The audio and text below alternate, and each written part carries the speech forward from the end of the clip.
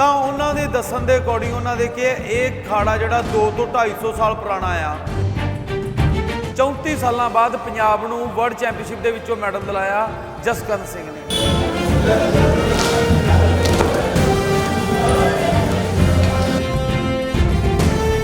Sir ਜਿਵੇਂ sir ਉਹ ਤੋਂ ਪਹਿਲਾਂ ਸਰ ਪਰਿਵਾਰ 'ਚ ਸਰ ਜਿਵੇਂ ਕੋਈ ਸਪੋਰਟਸਮੈਨ ਨਹੀਂ ਸੀ ਸਰ, ਕਿਸੇ ਨੇ ਸਰ ਗੇਮ ਨਹੀਂ ਕਦੇ ਕੀਤੀ ਸਰ ਬਹੁਤ ਔਖਾ ਸੀ ਸਰ ਜਿਵੇਂ ਉਹ ਪਹੁੰਚਣਾ ਸਰ ਉੱਥੇ ਤੱਕ।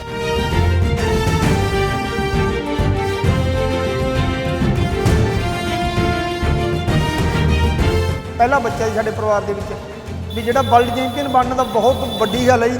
ਇਹਦਾ ਮੈਨੂੰ ਲੱਗਦਾ ਵੀ ਜ਼ਿਲ੍ਹੇ ਦੇ ਵਿੱਚ ਕਦੇ ਉਹ ਕੋਈ ਬੱਚਾ ਨਹੀਂ ਸਾਡੇ ਪਰਿਵਾਰ ਦਾ ਆਇਆ।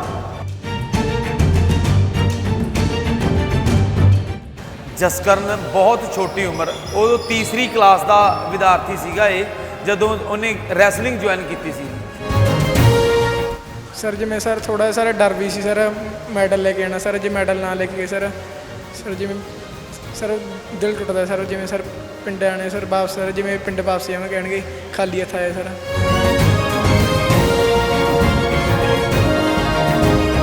ਸਾਡੇ ਬਜ਼ੁਰਗ ਭੁੱਖੇ ਦੇ ਪਹਿਲਾਂ ਉਹਦੇ ਕਰਕੇ ਕੋਈ ਨਾਨ ਵੈਜ ਨਹੀਂ ਖਾਂਦਾ ਜੀ, ਫਿਰ ਇਹਦੇ ਕਰਕੇ ਸਾਨੂੰ ਜੀ ਨਾਨ ਵੈਜ ਦਾ ਥੋੜ੍ਹਾ ਸ਼ੁਰੂ ਕਰਨਾ ਪਿਆ ਪਰਿਵਾਰ ਦੇ ਵਿੱਚ, ਕਿਉਂਕਿ ਕਾਫੀ ਜ਼ਿਆਦਾ ਕਠਿਨਾਈ ਆਈ ਉਹ ਚੀਜ਼ ਦੀ ਸਾਨੂੰ ਜੀ। 9 ਵਾਰ ਹਿੰਦੁਸਤਾਨ ਦੇ ਚੈਂਪੀਅਨ ਬਣ ਚੁੱਕਾ ਹਜੇ ਤੱਕ ਇਹ।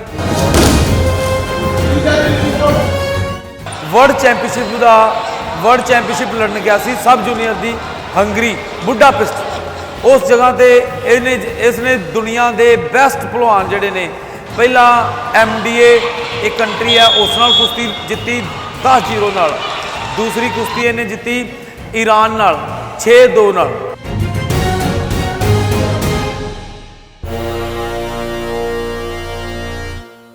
ਸਰ ਜਿਵੇਂ ਸਰ ਘਰ ਦੇ ਹਾਲਾਤ ਸਰ ਬਹੁਤ ਮਾੜੇ ਸੀ ਸਰ, ਜਿਵੇਂ ਘਰ ਦੇ ਕਹਿੰਦੇ ਸੀ ਇੰਨਾ ਸਾਤੋਂ ਖਰਚਾ ਚੱਕਿਆ ਨਹੀਂ ਜਾਣਾ ਸਰ ਤਾਂ ਵੀ ਕਰਦੇ ਸਰ ਔਖਾ ਸੌਖ ਹੋ ਕੇ ਸਰ ਖਰਚਾ ਚੱਕ ਕੇ ਸਰ ਜਿਵੇਂ ਲਿਮਟ ਲੈ ਲਈ ਸਰ ਮੇਰੇ ਪਾਪਾ ਨੇ ਸਰ। ਆਪਣਾ ਜੋ ਮਾੜਾ ਮੋਟਾ ਸੰਦ ਹੁੰਦੇ ਨੇ ਖੇਤੀ ਕਰਨ ਵਾਲਾ ਜੋ ਸਮਾਨ ਹੁੰਦਾ ਉਹ ਸਾਰਾ ਮੈਂ ਵੇਚ ਕੇ ਜੀ ਫਿਰ ਮੈਂ ਪਟਿਆਲੇ ਉਰੇ ਆ ਕੇ ਕਿਰਾਏ 'ਤੇ ਆ ਕੇ ਕਮਰੇ ਲੈ ਕੇ 2 ਕਮਰੇ ਲੈ ਕੇ ਬੁਰੇ ਰਹਿ ਰਹੇ ਹਾਂ ਸਰ। ਜਿਵੇਂ ਸਰ ਘਰ ਦੇ ਹਾਲਾਤ ਦੇਖੇ ਸਰ, ਜਿਵੇਂ ਘਰ ਦੇ ਤਾਂ ਕਹਿੰਦੇ ਸੀ ਸਰ ਘਰ ਦੇ ਤਾਂ ਬਹੁਤ ਕੇ ਗੇਮ ਛੱਡ ਦੇ ਸਰ, ਪਰ ਸਰ ਜਿਵੇਂ ਔਖੇ ਸੌਖੇ ਕੇ ਸਰ ਘਰ ਦੇ ਸਰ ਕਰਾ ਹੀ ਰਹੇ ਨੇ ਸਰ ਔਖੇ ਸੌਖੇ। ਜੇ ਸਾਨੂੰ ਇਹ ਸਰਕਾਰਾਂ ਨਹੀਂ ਹੈਲਪ ਦਿੰਦੀਆਂ ਤਾਂ ਇਸ ਗੇਮ ਨੂੰ ਉੱਪਰ ਚੱਕਣਾ ਬਹੁਤ ਔਖਾ ਆ।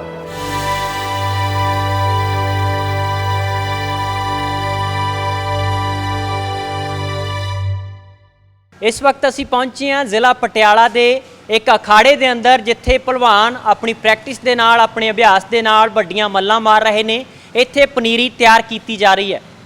ਰੁਸਤਮ-ਏ-ਹਿੰਦ ਕੇਸਰ ਸਿੰਘ ਅਖਾੜੇ ਦੇ ਅੰਦਰ ਜਸਕਰਨ ਸਿੰਘ ਇੱਕ ਭਲਵਾਨ ਜੋ ਕਿ ਇੱਥੋਂ ਹੀ ਪੈਦਾ ਹੋਇਆ, ਇੱਥੇ ਹੀ ਕੁਸ਼ਤੀ ਦੀ ਗੁਰ ਸਿੱਖਦਾ ਹੋਇਆ ਅੰਤਰਰਾਸ਼ਟਰੀ ਪੱਧਰ ਤੇ ਪਹੁੰਚਦਾ ਹੈ। ਹੰਗਰੀ ਦੇ ਅੰਦਰ ਵਰਲਡ ਚੈਂਪੀਅਨਸ਼ਿਪ ਹੁੰਦੀ ਹੈ ਰੈਸਲਿੰਗ ਦੀ, ਜਿਸ ਦੇ ਵਿੱਚ ਪੰਜਾਬ ਦੇ ਜਸਕਰਨ ਸਿੰਘ ਨੇ ਚਾਂਦੀ ਦਾ ਮੈਡਲ ਹਾਸਲ ਕੀਤਾ। ਅਸੀਂ ਉਸ ਦੇ ਪਰਿਵਾਰ ਨਾਲ ਵੀ ਔਰ ਉਹਨਾਂ ਨੂੰ ਸਿਖਾਉਣ ਵਾਲੇ ਉਸਤਾਦਾਂ ਦੇ ਨਾਲ ਗੱਲਬਾਤ ਵੀ ਕਰਾਂਗੇ, ਨਾਲ ਹੀ ਜਸਕਰਨ ਸਿੰਘ ਨਾਲ ਮੁਲਾਕਾਤ ਕਰਾਂਗੇ ਕਿ ਸਫ਼ਰ ਕਿਵੇਂ ਦਾ ਰਿਹਾ। ਤੇ ਆਓ ਚੱਲਦੇ ਹਾਂ ਇਸ ਅਖਾੜੇ ਦੇ ਅੰਦਰ ਦਾ ਮਾਹੌਲ ਦਿਖਾਉਂਦੇ ਹਾਂ ਕਿ ਕਿਵੇਂ ਪਨੀਰੀ ਤਿਆਰ ਕੀਤੀ ਜਾ ਰਹੀ ਹੈ।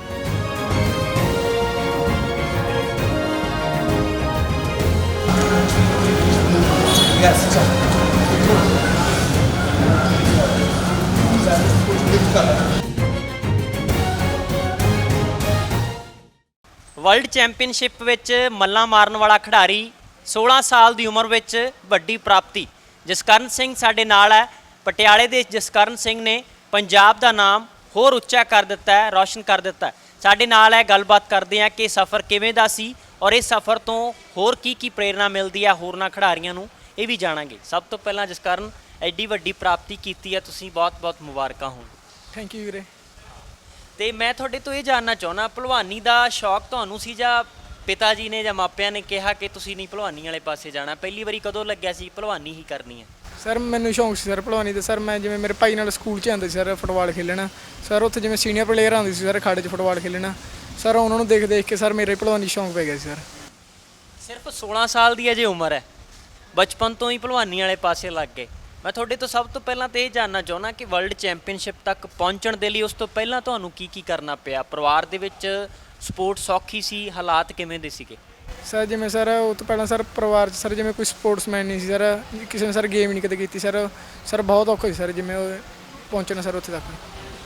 ਤਾਂ ਜਦੋਂ ਇਹ ਸੋਚ ਲਿਆ ਸੀ ਭਲਵਾਨੀ ਵਿੱਚ ਤਾਂ ਡਾਈਟ ਵੀ, ਖੁਰਾਕ ਵੀ ਚੰਗੀ ਚਾਹੀਦੀ ਹੁੰਦੀ ਹੈ, ਖਰਚੇ ਹੋਰ ਬਹੁਤ ਹੁੰਦੇ ਨੇ, ਤਾਂ ਉਦੋਂ ਮਾਪਿਆਂ ਨਾਲ ਜਦੋਂ ਗੱਲਬਾਤ ਹੋਈ ਕਿ ਗੇਮ ਕਰਨੀ ਹੈ, ਖੇਡਣਾ ਹੈ, ਤਾਂ ਉਦੋਂ ਕੀ ਸਲਾਹ ਮਸ਼ਵਰੇ ਚੱਲ ਰਹੇ ਸੀ ਘਰ ਦੇ ਵਿੱਚ ਕਿ ਹਾਲਾਤ ਵੀ ਉਹਨੇ ਸੁਖਾਵੇਂ ਨਹੀਂ ਹੈਗੇ, ਫਿਰ ਗੇਮ ਵਿੱਚ ਪ੍ਰਾਪਤੀ ਕਿਵੇਂ ਕਰਾਂਗੇ? ਕੀ ਗੱਲਾਂ ਬਾਤਾਂ ਚੱਲਦੀਆਂ ਸੀ? ਸਰ ਜਿਵੇਂ ਸਰ ਘਰ ਦੇ ਹਾਲਾਤ ਸਰ ਬਹੁਤ ਮਾੜੇ ਸੀ ਸਰ, ਜਿਵੇਂ ਘਰ ਦੇ ਕਹਿੰਦੇ ਸੀ ਇੰਨਾ ਸਾਤੋਂ ਖਰਚਾ ਚੱਕਿਆ ਨਹੀਂ ਜਾਣਾ ਸਰ ਤਾਂ ਵੀ ਕਰਦੇ ਸਰ ਔਖਾ ਸੌਖਾ ਹੋ ਕੇ ਸਰ ਖਰਚਾ ਚੱਕ ਕੇ ਸਰ ਜਿਵੇਂ ਲਿਮਟ ਲੈ ਲਈ ਸਰ ਮੇਰੇ ਪਾਪਾ ਨੇ ਸਰ ਬੈਂਕ 'ਚ ਸਰ 15 ਲੱਖ ਦੀ ਸਰ, ਉਹਦੇ ਕਰਕੇ ਚੱਕ ਕੇ ਸਰ ਮੇਰੇ ਤੋਂ ਹੁਣ ਖਰਚਾ ਕਰ ਰਹੇ ਨੇ ਸਰ। ਖੇਤੀਬਾੜੀ ਪਿਛੋਕੜ ਹੈ, ਲਿਮਟ ਚੱਕਣੀ ਪਈ ਉਦੋਂ ਕਿ ਜਦੋਂ ਗੇਮ ਕਰਨੀ ਹੈ, ਬੱਚੇ ਨੂੰ ਖਿਡਾਉਣਾ ਹੈ ਤੇ ਪੈਸੇ ਲੈਣੇ ਪੈਣੇ ਆ, ਕਰਜ਼ਾ ਲੈਣਾ ਪੈਣਾ। ਸਰ ਜਿਵੇਂ ਲਿਮਟ ਚੱਕੀ ਸਰ। ਹਾਂਜੀ।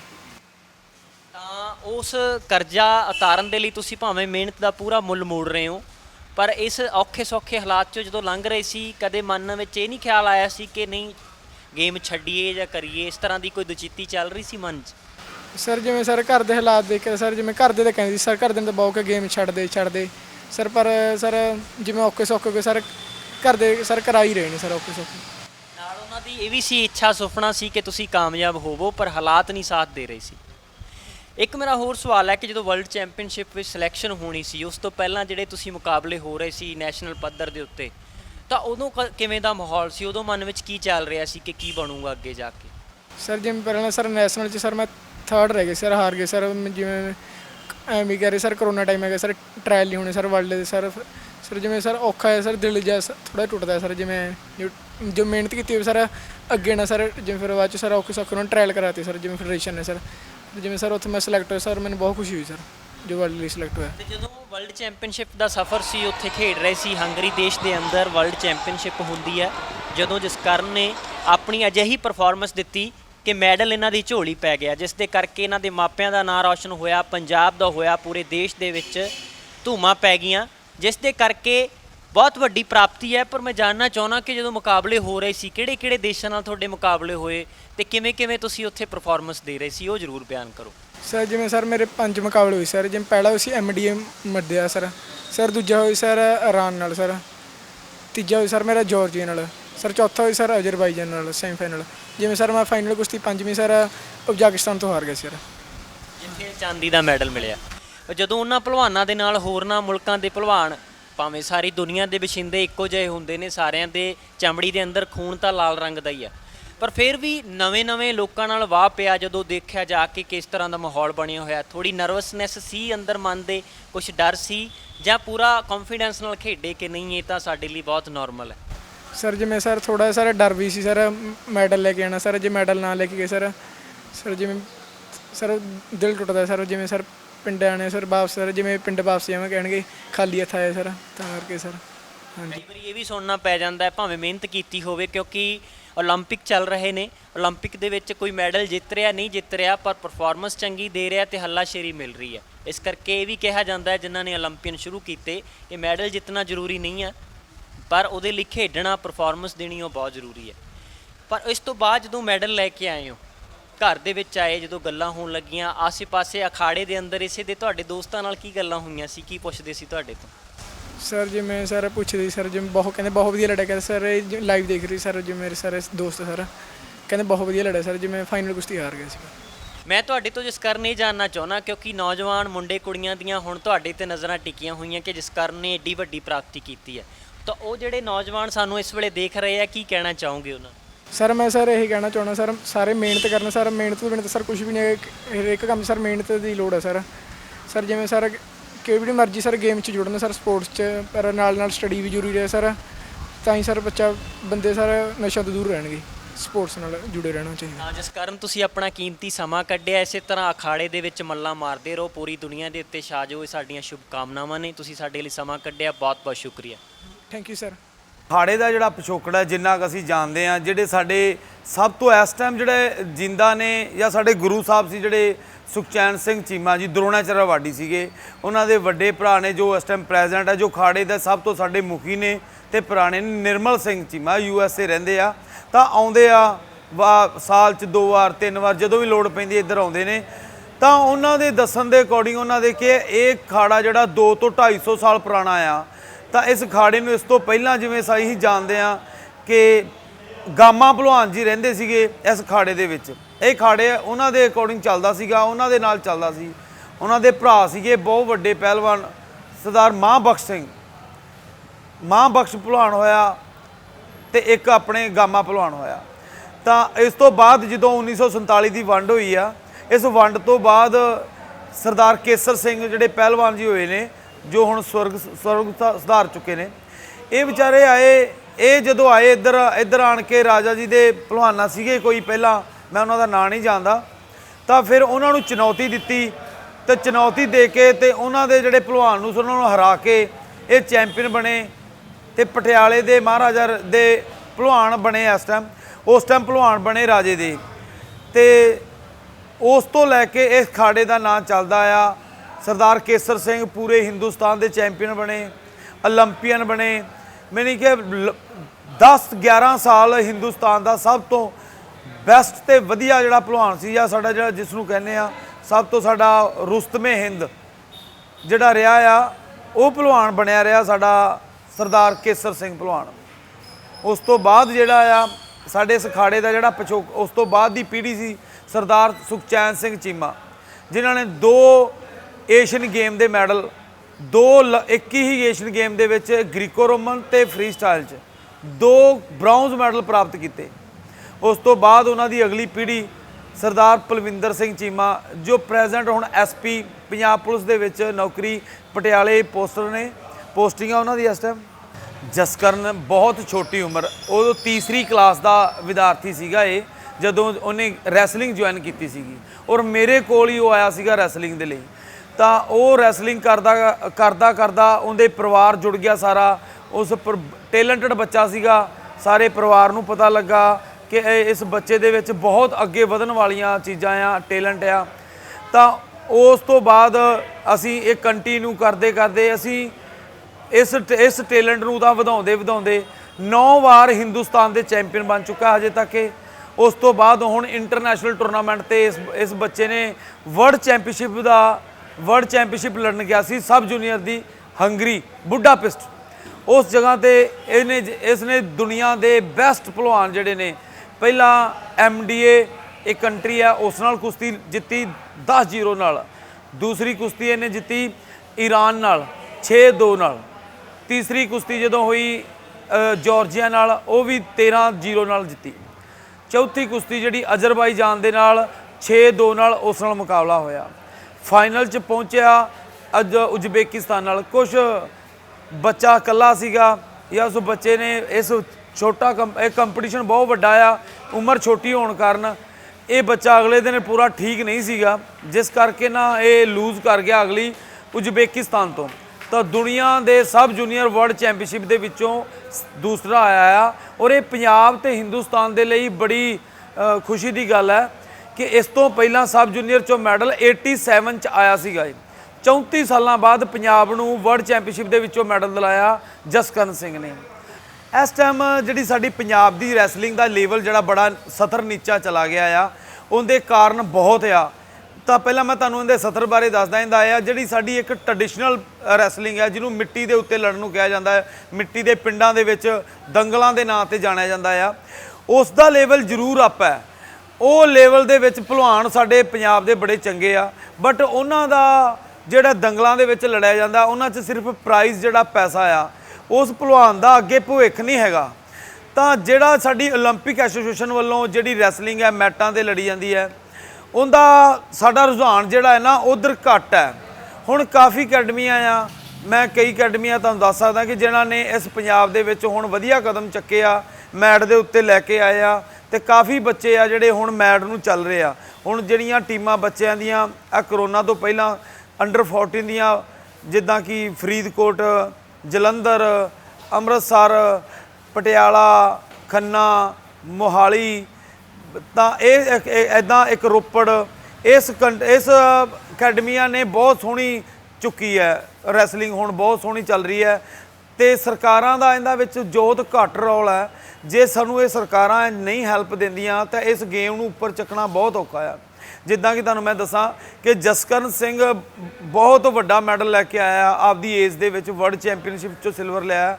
ਸਰਕਾਰ ਵੱਲੋਂ ਕਿਸੇ ਵੀ ਮੰਤਰੀ ਵੱਲੋਂ ਕਿਸੇ ਵੱਲੋਂ ਸਿਰਫ ਸ਼ੁਭ ਕਾਮਨਾਵਾਂ ਦਿੱਤੀਆਂ ਨੇ, ਕੋਈ ਮਾਲੀ ਸਹਾਇਤਾ, ਕੋਈ ਬੱਚੇ ਨੂੰ ਕਿਸੇ ਵੀ ਨੇ ਬੰਦੇ ਨੂੰ ਉਸ ਨੂੰ ਹੈਲਪ ਨਹੀਂ ਦਿੱਤੀ, ਕੋਈ ਉਸ ਨੂੰ ਕਿਸੇ ਵੀ ਬੱਚੇ ਨੂੰ ਪੁੱਛਿਆ ਨਹੀਂ ਹੈਗਾ।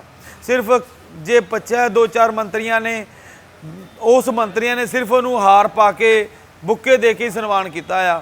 ਉਸ ਨੂੰ ਕਿਸੇ ਨੇ ਵੀ ਮਾਲੀ ਸਹਾਇਤਾ ਕਰਨ ਦੀ ਕਿਸੇ ਨੇ ਵੀ ਨਹੀਂ ਕੋਸ਼ਿਸ਼ ਕੀਤੀ। ਜੇ ਕੀਤੀ ਆ ਤਾਂ ਥੋੜੀ ਬਾਤੀ ਕੀਤੀ, 1-2 ਮੰਤਰੀਆਂ ਨੇ, ਬਹੁਤ ਘੱਟ ਹੈ।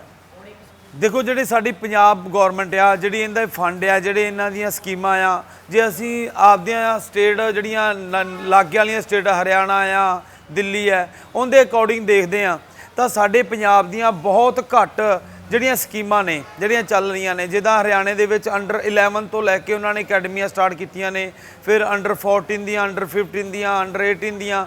ਸਾਡੀ ਇੱਥੇ ਕੋਈ ਅਕੈਡਮੀ ਨਹੀਂ ਚਲਾਈ ਕਿਸੇ ਵੀ ਸਰਕਾਰ ਵੱਲੋਂ, ਇੱਦਾਂ ਦੀ ਕੋਈ ਫੋਨ ਨਹੀਂ ਹੈਗੀ। ਸਿਰਫ 1-2-4 ਵਿੰਗ ਚੱਲਦੇ। ਸਪੋਰਟਸ ਡਿਪਾਰਟਮੈਂਟ ਦਾ ਜ਼ਰੂਰ ਥੋੜ੍ਹਾ ਜਿਹਾ ਰੋਲ ਹੈ ਕਿ ਉਹ ਵਿੰਗ ਚਲਾ ਰਿਹਾ ਆ, ਉਹ ਵੀ ਥੋੜ੍ਹੇ ਲੈਵਲ 'ਤੇ, ਇੰਨੀ ਜ਼ਿਆਦਾ ਤਾਦਾਦ ਵਿੱਚ ਨਹੀਂ ਹੈਗੇ ਉਹ ਵੀ ਵਿੰਗ, ਜਾਂ ਉਹਨਾਂ ਨੂੰ ਇੰਨੀ ਡਾਇਟ ਨਹੀਂ ਮਿਲਦੀ ਕਿ ਉਹ ਅਸੀਂ ਇੱਕ ਓਲੰਪਿਕ ਦਾ, ਵਰਲਡ ਚੈਂਪੀਅਨ ਦਾ ਟੀਚਾ ਪਾਰ ਕਰ ਸਕੀਏ। ਤਾਂ ਇਸ ਕਰਕੇ ਜੇ ਸਰਕਾਰਾਂ ਇਸ ਦੇ ਵਿੱਚ ਇਨਵੋਲਵ ਨਹੀਂ ਹੁੰਦੀਆਂ ਜਾਂ ਸਾਡੇ ਉਸ ਬਜਟ ਨੂੰ ਨਹੀਂ ਵਧਾਇਆ ਜਾਂਦਾ, ਜਿਹੜੇ ਬੱਚੇ ਆਉਂਦੇ ਨੇ ਮੈਡਲ ਲੈ ਕੇ, ਜੇ ਉਹਨਾਂ ਨੂੰ ਐਪਰੀਸ਼ੀਏਟ ਨਹੀਂ ਕੀਤਾ ਜਾਂਦਾ ਜਾਂ ਉਹਨਾਂ ਨੂੰ ਨੌਕਰੀਆਂ ਦੇ ਵਾਅਦੇ ਜਾਂ ਉਹਨਾਂ ਨੂੰ ਪੈਸਾ ਜਾਂ ਉਹਨਾਂ ਨੂੰ ਸਟੇਟਸ, ਉਹਨਾਂ ਨੂੰ ਪਬਲਿਸਿਟੀ ਨਹੀਂ ਮਿਲਦੀ, ਤਾਂ ਉਹ ਬੱਚੇ ਸਾਡੇ ਕਿੱਦਾਂ ਉੱਪਰ ਜਾਣਗੇ? ਫਿਰ ਇਸ ਗੇਮ ਨੂੰ ਫਿਰ ਉਹ ਕਿਉਂ ਕਰਨਗੇ? ਮੈਂ ਸਰਕਾਰਾਂ ਤੋਂ ਇਹ ਜ਼ਰੂਰ ਪੁੱਛਾਂਗਾ ਕਿ ਉਸ ਬੱਚੇ ਦਾ ਕੀ ਰੀਜ਼ਨ ਹੈ ਕਿ ਉਹ ਸਪੋਰਟਸ ਕਰੇ ਜਾਂ ਪੰਜਾਬ ਦੇ ਨਾਲ ਖੇਡੇ, ਜੇ ਪੰਜਾਬ ਉਹਨੂੰ ਦੇ ਕੀ ਰਿਹਾ ਆ।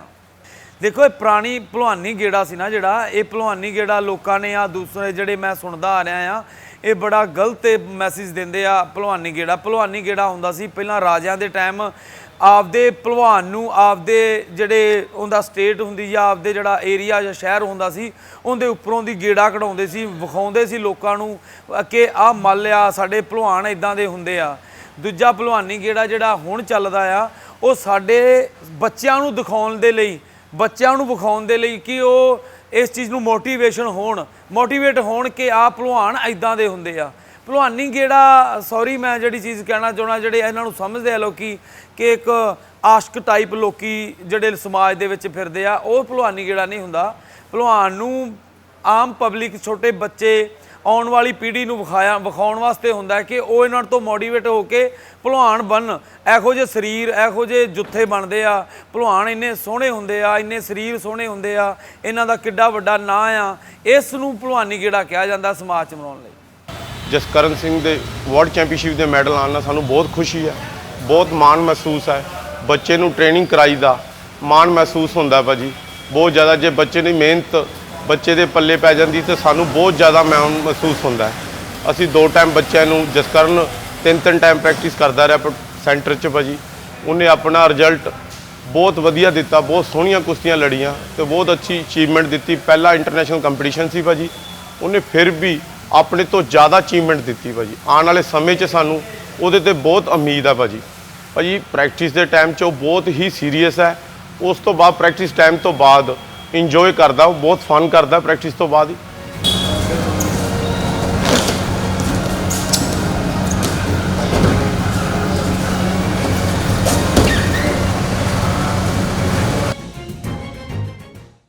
ਜਸਕਰ ਨੂੰ ਆਪਣੇ ਆਪੇ ਸ਼ੌਂਕ ਦੀ ਭਲਵਾਨੀ ਦਾ ਜੀ, ਇਹਨੂੰ ਆਪਣੇ ਆਪ ਹੀ ਕੰਮ ਦਾ, ਗੇਮ ਦਾ ਕਾਫੀ ਜ਼ਿਆਦਾ ਸ਼ੌਂਕ ਦੀ ਭਲਵਾਨੀ ਦਾ ਇਹਨੂੰ ਆਪਣੇ ਆਪ। ਇਹ ਛੋਟਾ ਜਿਹਾ ਸੀ ਪਹਿਲਾਂ ਹੀ, ਇਹ ਮਤਲਬ 8 ਸਾਲ ਦਾ ਹੀ ਜਦ ਇਹ, ਜਾਂ ਤੋਂ 7-8 ਸਾਲ ਦਾ ਹੀ ਜਦ ਇਹ ਕਹਿੰਦਾ ਵੀ ਮੈਂ ਤਾਂ ਗੇਮ ਕਰਨੀ ਆ ਰੈਸਲਿੰਗ, ਤਾਂ ਇੱਧਰ ਨੂੰ ਚੱਲ ਪਿਆ ਜੀ ਰੈਸਲਿੰਗ 'ਚ ਨੂੰ।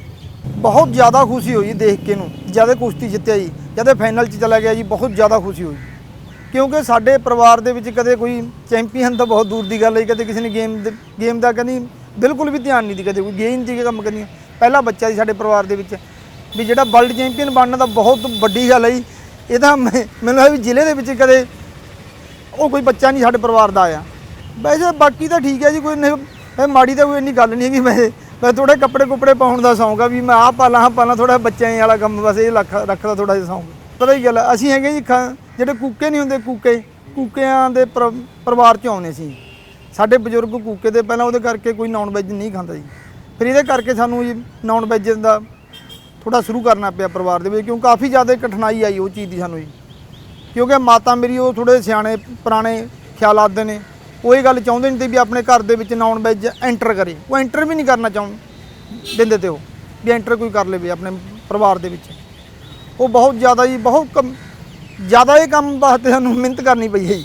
ਹਾਂ ਜੀ, ਰਿਜ਼ਲਟ ਤਾਂ ਹੁਣ ਸਾਹਮਣੇ ਹੀ ਆ, ਸਭ ਨੂੰ ਪਤਾ ਹੀ ਹੈ ਰਿਜ਼ਲਟ ਦਾ ਤਾਂ ਹੁਣ। ਕਿਉਂ ਮੈਡਲ ਆ ਜਾਣਾ ਜੀ, ਵਰਲਡ ਚੈਂਪੀਅਨ ਬਣ ਜਾਣਾ, ਕਿਉਂਕਿ ਇੱਕ ਬੱਚੇ ਦਾ ਸਾਡੇ ਵਾਸਤੇ ਬਹੁਤ ਵੱਡੀ ਗੱਲ ਆ ਜੀ। ਇਹ ਕਦੇ ਸੋਚਿਆ ਵੀ ਨਹੀਂ ਕਦੇ ਇਹੀ ਗੱਲ। ਸਾਡਾ ਪਿੰਡ ਆ ਜੀ ਮਡੌੜ, ਮੇਰਾ ਪਿੰਡ ਆ ਮਡੌੜ। ਪਹਿਲਾਂ ਜਿਹੜਾ ਕੋਚ ਹੈ ਰੈਸਲਿੰਗ ਕੋਚ ਸਾਰ ਸਿੰਘ, ਉਹਦੀ ਪਹਿਲਾਂ ਡਿਊਟੀ ਮਡੌੜ ਹੁੰਦੀ ਜੀ। ਜਸ ਕਰਨ ਪਹਿਲਾਂ ਮਡੌੜ ਉਹਦੇ ਕੋਲ 2-3 ਸਾਲ ਉੱਥੇ ਕੀਤੇ, 2 ਸਾਲ ਹੀ। ਉਸ ਤੋਂ ਬਾਅਦ ਇਹਨਾਂ ਦੀ ਉਰੇ ਬਦਲੀ ਹੋ ਗਈ ਜੌਬ ਦੇ ਵਿੱਚ ਪਟਿਆਲਾ ਦੀ। ਫਿਰ ਸਾਨੂੰ ਇਹਨਾਂ ਦੇ ਨਾਲ ਆਉਣਾ ਪਿਆ। ਫਿਰ ਸਾਡੀ ਖੇਤੀਬਾੜੀ ਮੈਂ ਕਰਦਾ ਸੀ, ਮੇਰੇ ਕੋਲ 5 ਏਕੜ ਜ਼ਮੀਨ ਦੇ ਨੇ। ਉਹ ਮੈਂ ਜ਼ਮੀਨ ਠੇਕੇ ਦਿੱਤੀ।